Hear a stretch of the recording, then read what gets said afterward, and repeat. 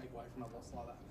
I think we showed improvement, particularly from the first time we played up here when we were outplayed for mostly the whole game. But I actually thought today there were signs that we were actually right in the game. I think particularly in the third quarter, I think we had probably sort of 6 or 7 inside 50s in the first 10 minutes of the third quarter. We just couldn't capitalise on that, and then obviously Launceston's class take it out and go down and score. So being such a young group, you need a bit of scoreboard pressure, and we weren't able to do that.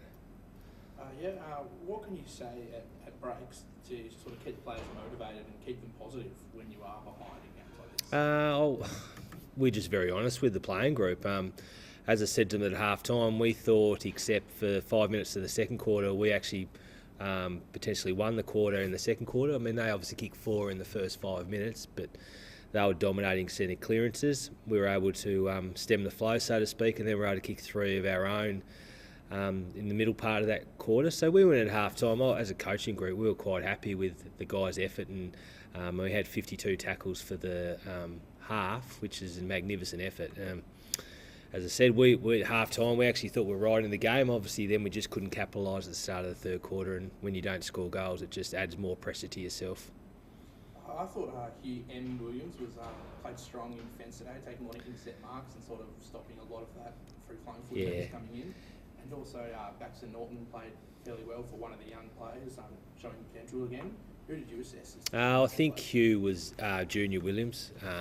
Down back, obviously he gave plenty of height and weight to Thorpe. He's just a very good player. He has been at this competition for 3 years now. I thought Tommy Reeves was actually really good for us as well. He's another guy that's played Academy, State 17s. He hasn't quite cracked it for the Mariners as yet.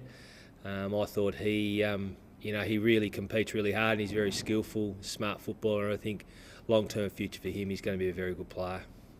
Coming into the game, it looked to be quite a wet day. Did that affect your game plan at all? I suppose more in terms of body shape.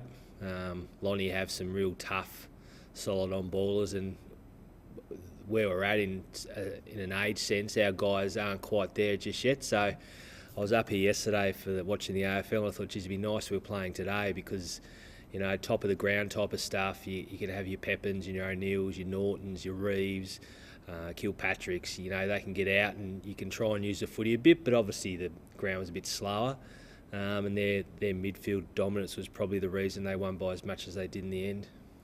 With finals probably not on the cards, what goals do you have set for the players and the team in the finals? Finals are definitely not on the cards, but we realise where we're at as a footy club. We're a blank canvas, and the current group is going to what shapes our footy club going forward. We as a coaching group and a whole footy club in general are putting things in place to make sure that North Hobart is a club that's competitive in the state league, and we're here for the long term, and we're very proud that we're still part of this league because it is the best league in the state, and we'll be continually putting things in place that are going to make this club a force to be reckoned with down the track. Mitch O'Neill come off after a head clash, but came back on. Another North Hobart player didn't come back on. Any other injuries? Brad Young was the other guy. He actually hurt the back of his neck, so obviously precautionary, he stayed off there. Mitch actually wasn't a head knock, he just was winded, so that's why he came back on. We do our due diligence with our physio, and we'd never put someone back on the ground that had suffered a head knock, so Mitch definitely didn't have a head knock. Any changes you can be foreseeing for next week? Yeah, I can. Our State 16s have finished their carnival, so just to name a few, Sammy Collins will definitely come back in and Jake Steele will definitely come back in. So there's a couple of handy ins next week because we play Clarence on a big deck over there at Bell Reef, so we'll try and bring as much speed in as we can out of the State 16 guys, and so there will be, there could be 5 or 6 changes, which is, I think, is exciting for our club. Cheers. Thank you.